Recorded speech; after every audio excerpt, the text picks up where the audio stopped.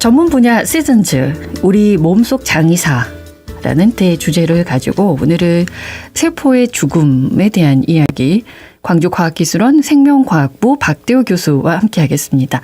어서 오십시오. 예, 안녕하세요. 일주일도 잘 보내셨습니까? 예, 잘 보냈습니다. 네, 저는 집에 그날 돌아가가지고 내 몸속에 세포가 어떻게 생겼을까 한번 이렇게 거울을 바라봤었습니다. 세포에 대해서 배웠기 때문에. 근데 오늘 주제가 세포의 죽음이군요. 예, 맞습니다. 네, 어떤 내용으로 오늘은 강의를 해주실 겁니까? 그래서 그 지난 시간에 했던 얘기를 잠깐 이렇게 복습을 해보면, 네. 지난 시간에 인간의 삶의 주기에 비유해가지고 세포도 똑같은 삶의 주기가 있다고 말씀드렸잖아요. 네, 제 기억이 맞다면 5주라고 하셨나? 5주라는 게 어떤 거? 세포의 주기가 잘못됐군요. 예, 설명 듣겠습니다. 예, 그래서 네. 인간이 생로병사를 걷듯이 이제 세포도 똑같이 생로병사를 겪는다고 했었잖아요. 네. 탄생하고 성장하고 노화하고. 그래서 그 세포의 탄생은 세포 분열, 그다음에 세포의 성장은 세포의 분화나 아니면은 이제 형태학적으로 이렇게 엑손, 신경세포 같은 경우는 되게 길어지게 되거든요. 네. 이런 게 이제 어떻게 보면 세포의 성장이라고 할 수 있고, 이제 마지막으로 했던 얘기가 세포의 노화였었죠.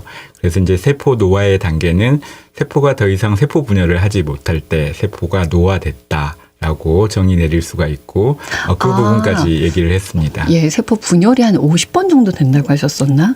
그것도 아닙니까? 맞습니다. 50번 정도. 세포마다 다르긴 한데 평균적으로 봐서 네. 약 50회 정도 이렇게 세포 분열을 할 수 있는 것으로 알려져 있습니다. 예. 그래서 이제 그 내용에 이어가지고 결국 생로병사이잖아요. 그래서 예. 오늘 얘기는 세포의 마지막 삶의 주기인 사에 대해서, 죽음에 대해서 얘기를 드리고자 합니다. 예.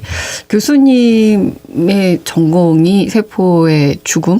이쪽에 좀 더 포커스가 맞춰져 있다고 하셨죠? 맞습니다. 근데 예. 저는 세포 죽음 자체를 사실 연구하진 않고, 네. 사실 세포 죽음은 워낙 중요한 부분이니까 이쪽 생물학이나 세포생물학 분야에서 아주 오랜 시간, 오랫동안, 오래전에 연구되었습니다. 그래서 2002년 이미 이 분야에서 세포 죽음으로, 세포 사멸로 노벨상을 받았습니다. 그래서 노벨상이 나오면 사실 할 일들이 그렇게 많지는 않습니다. 연구가 거의 이제 완성이 되었다. 그렇습니다. 이렇게 보는 거군요. 근데 세포의 죽음이 왜 그렇게 중요합니까? 세포의 죽음이라고 하면은, 그러니까 예를 들어서 이제 어떠한 그러니까 세포의 죽음의 의미를 이해하기 위해서는 네. 어떠한 세포가 죽어야 되는지를 생각을 해보면 그 의미를 좀 찾아볼 수가 있거든요. 그래서 이제 얘기가 진행되면서 조금 할 수 있는 얘기인 것 같긴 하지만 우리 몸 속에서 당연히 죽어야 되는 세포들이 있습니다. 예를 들면은 지난 시간에 그 얘기 말씀드렸던 노화된 세포. 그다음에 발생 과정에서 꼭 필요한 세포들만 만들어지는 게 아니라 과잉의 세포들이 많이 만들어지게 됩니다. 이런 네. 세포는 사실 이제 불필요한 세포니까 죽어야 되는 거죠. 그리고 우리가 또 살다 보면은 예를 들어서 한여름에 해변가에 가면 자외선에 많이 노출되잖아요. 네. 그럼 세포가 이렇게 손상을 받게 됩니다. 네. 이런 세포는 이제 암으로도 발생을 할 수 있고 그렇거든요.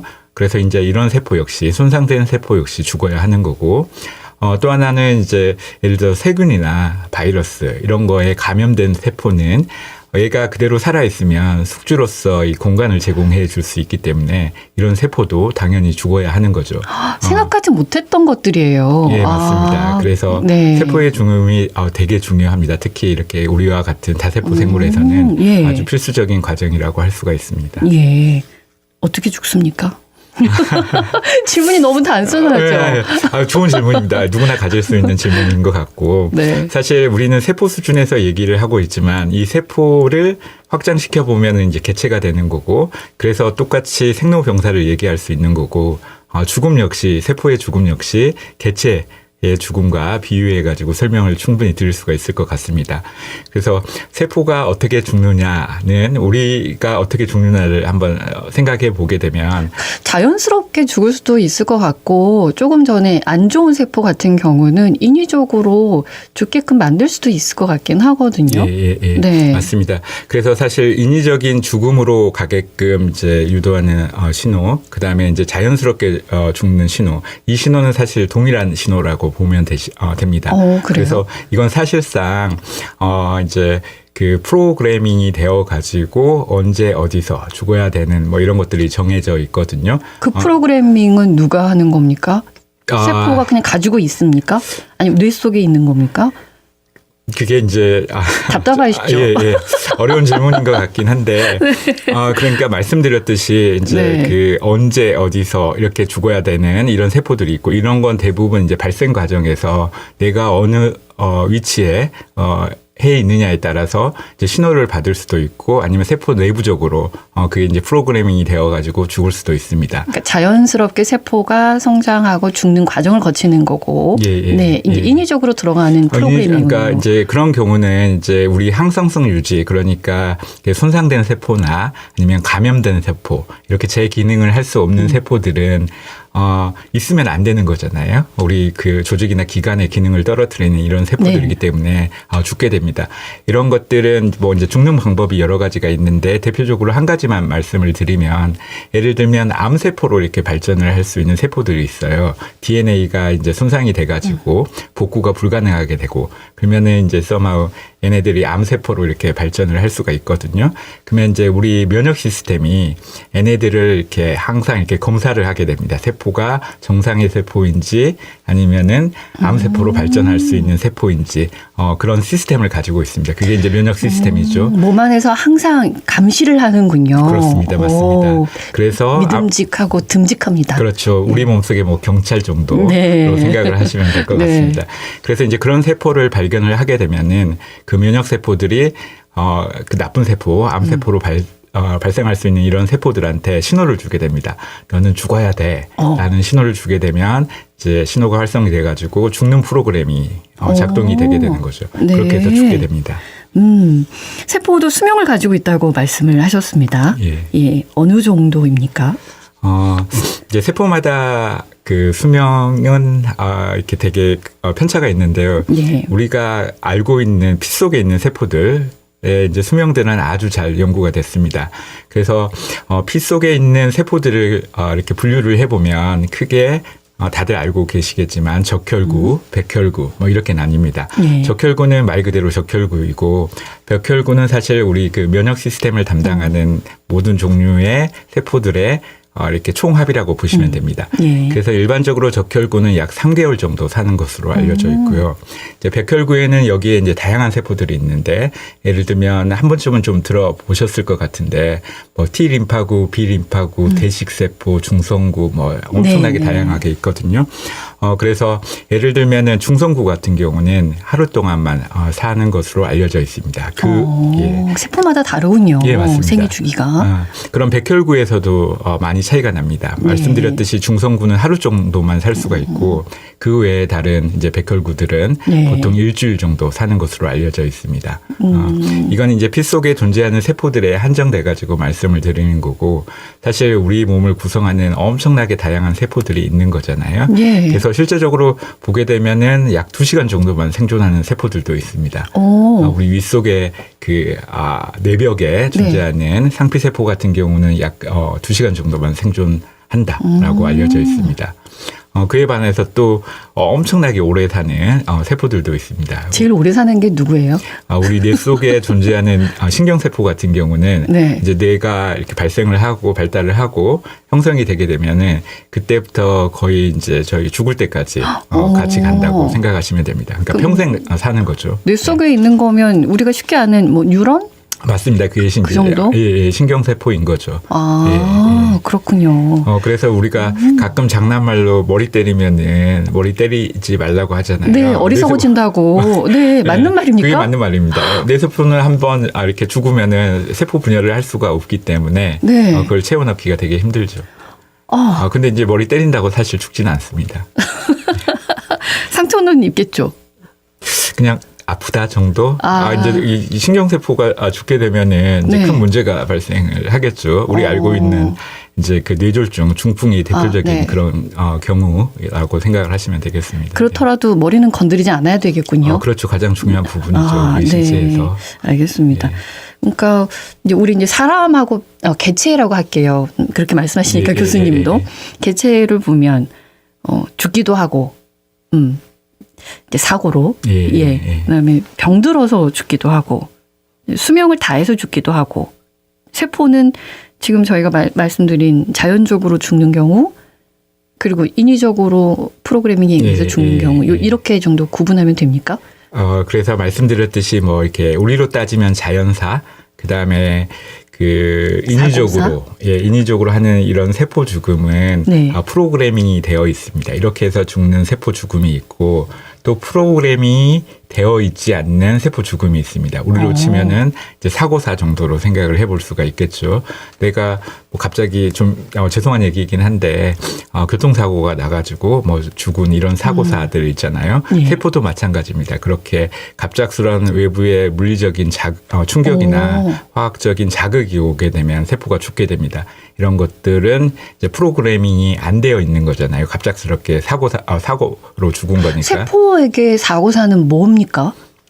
세포에게 사고사는 방금 머리 때리지 말라고 했잖아요. 머리를 이렇게 때리거나 아니면 몸을 때리거나 그러면은 엄청나게 큰 물리적인 힘을 받겠죠. 멍들고 우리 그렇잖아요. 예, 맞습니다. 그래서 겉으로 봤을 때. 이렇게 세포가 우리 흔히 말하는 괴사라고 그러는데 이런 것들은 이제 프로그래밍이 안 되어 있는 세포 죽음입니다.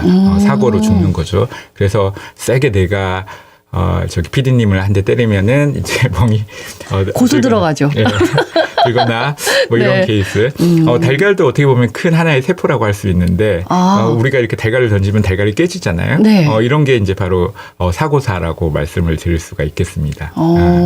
그래서 이제 그렇게 그러니까 프로그래밍이 되어 있지 않는 세포 죽음 이런 걸 이제 괴사, 이제 전문 용어로는 네크로시스라고 합니다. 그리고 이제 프로그래밍이 되어 있는 세포 죽음이 있는데 이제 대표적으로 이 세포 죽음에는 세포 자살이 있습니다. 이제 스스로요? 예, 스스로 죽기 때문에 그러니까 이게 번역상의 문제인데 이제 전문 용어로는 에이팝토시스 이렇게 부르거든요. 근데 이걸 이제 번역을 해보면 뭐 이렇게 세포 자살, 자가사멸 이렇게 세포 자가사멸 뭐 이렇게 부르거든요, 번역을. 근데 이제 이건 번역상의 문제인 것 같고, 여하튼 프로그래밍에 의해서 죽는다. 그러니까 세포 자체적으로 그 프로그래밍을 할 수도 있고, 외부의 신호가 와가지고 죽는 프로그래밍이 활성될 수도 있고 그렇습니다. 우리 자연사나 뭐 앞서 말씀드렸던 필요 없는 세포들, 인공적으로 죽여야 하는 이런 세포들은 이런 프로그램된 세포사 에이팝토시스에 의해서 죽는다라고 보시면 되겠습니다. 그 외에 이제 물리적인 자극이나 화학적인 자극에 의해서 세포가 갑작스럽게 죽는 건 난 프로그램드 셀 데스, 그러니까 프로그래밍이 되어 있지 않는 세포 죽음 이렇게 보시면 되겠습니다. 이쯤에서 궁금한 건 계획적이었던 것들은 뭔가 다른 게 또 준비되어 있을 것 같은데 사고로 죽는 세포. 이제 우리 몸 안에 좋은 세포들은 그대로 유지가 돼야 우리 사람도 건강하게 사는 거잖아요. 근데 갑작스럽게 죽었다라고 하면 이 세포를 다시 대체할 세포가 또 나타나야 될 것 같거든요. 그럴 때는 어떤 시스템이 작용합니까? 그게 이제 저희 없어도 상관없습니까? 없으면 안 되겠죠. 그죠. 그걸 이제 뭐 기관 조직 수준에서 이제 말을 해보면은 재생인 거잖아요. 아니면 복구 뭐 이렇게 좀 생각을 할 수가 있긴 한데 이렇게 죽은 세포들은 뭐 사고사로 죽든지 아니면은 프로그래밍에 의해서 죽든지 그 죽은 세포를 대체해야지만 우리 이제 기관이나 조직이 적절하게 그 기능을 유지할 수가 있겠죠. 네, 그렇습니다. 그래서 그걸 이제 유지하는 게 이제 재생인 거죠.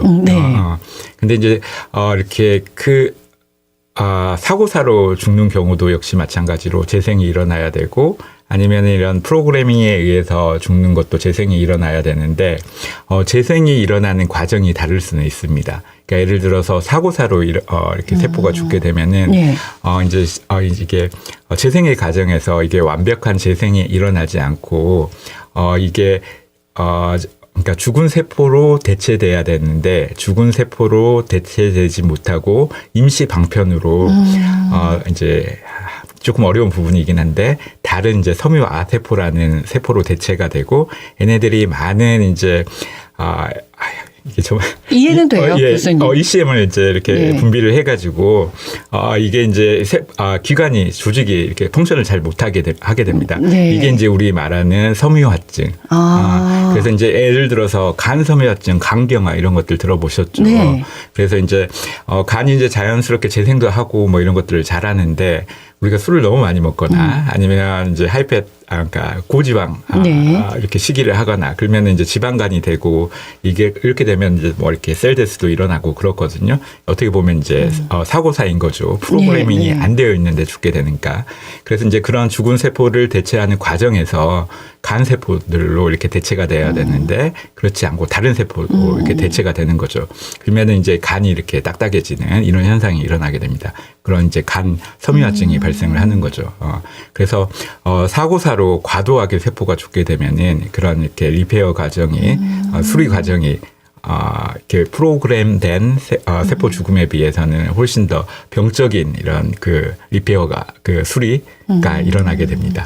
네. 예, 그러니까 늘 저희는 평상시에 사고사가 되지 않도록 조심해야 되겠어요. 네, 맞아요. 이게 완벽하게 복구가 안 될 수가 있어서 예, 재생이나 예. 제가 이제 교수님의 어려움을 좀 알 것 같습니다. 왜냐하면 학생들을 상대로 강의를 하실 때는 전문 용어를 편하게 쓰시는데 저와 청취자 여러분께서는 모르잖아요. 그러니까 그거를 좀 더 쉬운 이제 한글로 풀어서 해주시려다 보니 좀 답답하신 면이 있으실 것 같습니다. 그게 이제 사실 능력이죠. 근데 제가 능력이 조금 아닙니다. 근데 이해는 저는 충분히 되었습니다. 그리고 열심히 설명해 주시는 게 너무 감사할 따름입니다. 그러면은 세포 죽음은 이 정도로 저희 정의 내리면 됩니까? 세포 그러니까 이제 좀 정리를 하자면은 이제 세포도 우리 개체처럼 우리 인간처럼 똑같이 죽는 거고 근데 그 죽는 방법은 역시 뭐 사고로 죽을 수도 있고 자연적으로 자연사할 수도 있고 또 병사할 수도 있습니다. 이런 죽음이 있는 거죠. 그래서 세포도 똑같이 사고사가 있고 병사가 있고 자연사가 있다. 이렇게 말씀을 드릴 수가 있고 조금 더 이제 그 과학적으로 좀 말씀을 드리면 세포가 이렇게 죽는 방법에는 크게 두 가지 방법. 하나는 프로그래밍에 의해서 죽는 방법이 있고 다른 하나는 프로그래밍 없이 갑작스럽게 사고로 죽는 이 두 가지 경우가 있다. 이렇게 말씀을 드릴 수가 있겠습니다. 예. 많이 배운 느낌입니다. 감사합니다. 예. 근데 프로그램된 세포사가 일어나지 않으면 안 되는 거잖아요. 맞습니다. 근데 이제 노화된 세포에서 프로그램된 세포사가 일어난다면 지난 시간에 우리가 좀 이야기했던 노화세포 축적으로 인해서 노화가 생긴다 이렇게 말씀을 하셨는데 좀 무슨된 이야기가 아닌가 싶거든요. 그래서 지난 시간 얘기를 잠깐 좀 상기시켜 보면은 세포가 더 이상 세포 분열을 할 수 없을 때가 세포의 노화가 온 상태다라고 말씀을 드렸고 이제 개체 수준에서 노화를 보게 되면은 젊은 개체보다는 늙은 나이가 많이 든 개체에서 이 노화 세포가 훨씬 더 많이 존재한다. 그래서 이제 결과적으로 보게 되면은 노화 세포가 노화를 일으키는 원인이 되는 것이거든요. 그래서 이제 노화 세포가 어떻게 개체의 노화를 일으키는지, 그다음에 왜 늙은 나이 든 개체에서 노화 세포가 더 많은지 그 부분을 조금 더 정리해서 말씀을 드리면은 이제 노화 세포 역시 죽어야 되는데 말씀드렸듯이 이게 적절하게 제 기능을 할 수 없는 세포이잖아요. 그렇기 때문에 이제 프로그래밍에 의해서 죽어야 되는데 노화 세포는 죽음에 대한 저항성을 가지고 있습니다. 그래서 쉽게 죽지 않아요. 이제 그게 문제가 되는 거죠. 그렇게 해가지고 물론 이렇게 죽긴 합니다. 근데 그 죽음의 정도가 우리 알고 있는 일반적인 세포의 죽음에 비해서는 훨씬 더 저항성을 많이 가지고 있는 거죠. 난 아직 때가 아니야 이렇게 버티나 봐요. 그래서 그렇게 이제 그 노화 세포를 이제 제거하는 방법이 우리 몸속에서 자연적으로 생리학적으로 이제 두 가지 방법이 있는데 하나는 그런 노화 세포를 이제 그 세포 자살 프로그램, 프로그램드 셀데스, 프로그래밍에 의한 세포 죽음을 유도해가지고 죽게끔 만들어내는 방법이 있고 하나는 우리 면역세포들이 노화세포를 이렇게 잡아먹습니다. 이렇게 해가지고 죽이는 방법이 있거든요. 근데 그게 나이가 들면 들수록 훨씬 더 그런 능력이 많이 떨어지게 됩니다. 그러니까 나이 든 개체에서 이제 노화세포가 더 많아지게 되는 거죠. 예. 그래서 나이 든 개체에서 노화세포가 더 많아지는 이유는 이제 보게 되면은 노화세포가 더 많이 생기거나 아니면 생긴 노화세포가 더 적게 제거가 되면은 당연히 노화세포의 숫자가 많아지게 되는 거잖아요. 네. 그래서 나이가 들면 개체에서는 그 두 가지 일이 동시에 일어난다고 보시면 됩니다. 그래서 앞서 적게 제거되는 이유는 말씀드렸잖아요. 예. 그 이렇게 면역세포들이 잡아먹는 게 줄어들거나 아니면 노화세포가 죽음에 대한 저항성을 갖게 되는 뭐 이런 경우이고 그러면 어떻게 해서 노화세포가 더 많이 만들어지느냐 이 문제도 있게 되는데 네. 그 문제는 이제 우리가 다음 시간에 벌써 시간이 다 됐을까요? 예. 그 시간은 다음 시간에 네. 이어가고 그리고 노화세포보다는 좀 더 젊은 세포라고 말해야 되나요? 이 세포를 더 유지시킬 수 있는 방법은 뭐가 있는지도 혹시 있습니까? 연구가 돼 있습니까? 지금까지 방법은 이제 젊은 세포를 유지한다기보다는 네. 노화 세포를 죽게 만들어서 지난 시간에 잠깐 좀 언급을 한 것 같은데 죽게 만들어 가지고 노화를 되돌리는 이런 시도들이 있습니다. 그 말씀 다음 시간 해주실 수 있습니까? 예, 말씀드리도록 그럼 하겠습니다. 다음 시간에 기대해 주시고 오늘 말씀은 여기서 마치겠습니다. 고맙습니다. 예, 감사합니다. 광주과학기술원 생명과학부 박대호 교수와 함께했습니다. 언제 어디서나 내 손 안의 뉴스. 광주 MBC 뉴스 유튜브 구독으로 함께하세요.